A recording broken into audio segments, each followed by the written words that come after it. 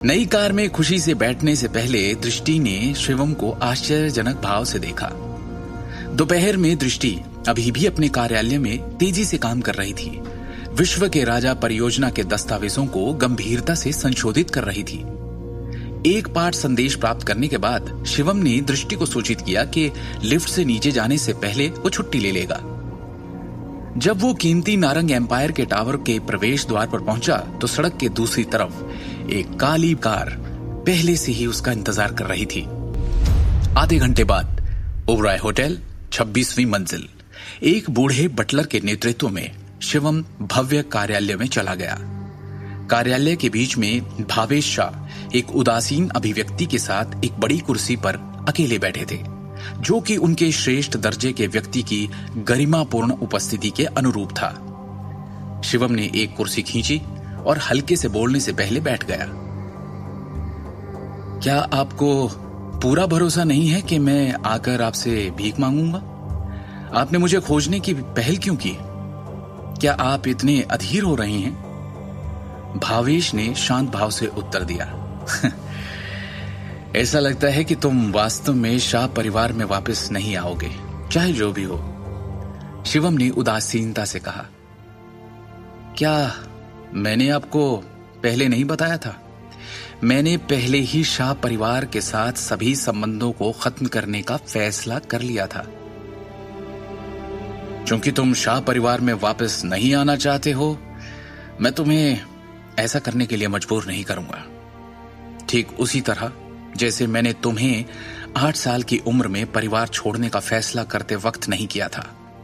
भावेश ने कहा, तुम्हारी मां को तलाक देना उन कुछ चीजों में से एक था जो मैंने अपने जीवन में गलत किया। हालांकि ये भी उन कुछ चीजों में से एक है जो मुझे करना था, और इसलिए मैं अपनी गलती कभी स्वीकार नहीं करूंगा। हाँ, शिवम ने उपहास किया। तो आज आप मुझसे क्या बात करना चाहते थे? मैंने तुम्हें आज आने का अनुरोध किया क्योंकि मैं तुम्हें बताना चाहता हूं कि मैं नोएडा सिटी वापस जा रहा हूं। भावेश ने कहा, मैंने दिल्ली शहर के पास सैनिक फार्म्स में एक प्रथम श्रेणी का विला खरीदा है और इसके गैरेज को 10 स्पोर्ट्स कारों से भर दिया है। इसके अलावा इस स्विस बैंक खाते में $100 मिलियन है। ये सब तुम्हारा है।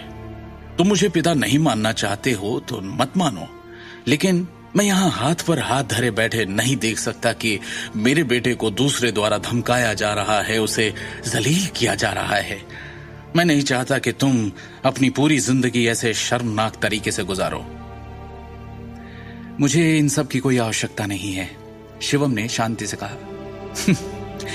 तुम्हारे लिए यह सोचना ठीक है कि मुझे तुम पर दया आती है। तुम्हारे लिए यह भी सोचना ठीक है कि मैं अपने दोषी मन से तुम्हें ये चीजें दे रहा हूं। हालांकि तुम्हें यह समझना चाहिए कि मैंने कभी भी कुछ भी दिया है तो वो कभी वापस नहीं लिया है। भावेश ने गरिमापूर्ण तरीके से कहा, इस वक्त से मैं अब तुम्हारे जीवन में हस्तक्षेप नहीं करूंगा। मैंने पहले ही पूरा ओबराय होटल खरीद लिया है और इस मंजिल पर सब कुछ तिजोरी में रख दिया है। पासवर्ड तुम्हारा जन्मदिन है।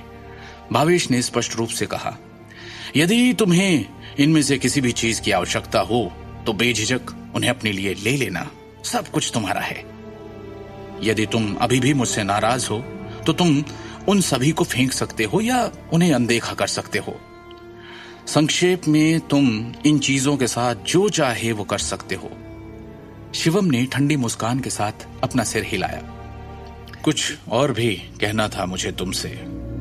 अगर तुम इस बार शाह परिवार में वापस नहीं आने का फैसला करते हो तो 3 महीने तक प्रतीक्षा करना, जब मैं तुम्हें एक संदेशा भेजूंगा जिसके साथ तुम अपने दादाजी से मिलने आ सकते हो। लेकिन बिना अनुमति के नोएडा सिटी या शाह मैंशन में कभी मत आना।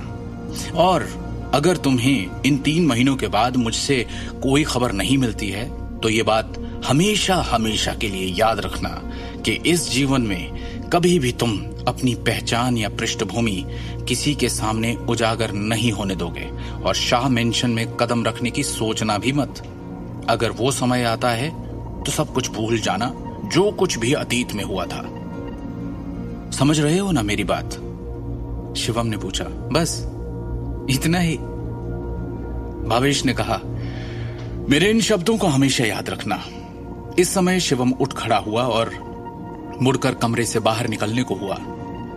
आज की इस बातचीत के दौरान उसे अस्पष्ट एहसास हुआ कि भावेश शाह के व्यवहार में कुछ गड़बड़ है और उसने झिझकते हुए एक बार फिर भावेश की तरफ देखा और उसने खुद को भावेश की निगाहों में देखा। क्या कुछ कहना चाहते हो? भावेश ने शांत भाव से पूछा। शिवम खड़ा भावेश को देखता रहा। आगे की कहानी जानने के लिए देखिए अगला एपिसोड सिर्फ पॉकेट एफएम के YouTube चैनल पर और शिवम द हिडन वॉरियर के सारे एपिसोड्स को सुनने के लिए डिस्क्रिप्शन में दी लिंक से डाउनलोड करें पॉकेट एफएम ऐप।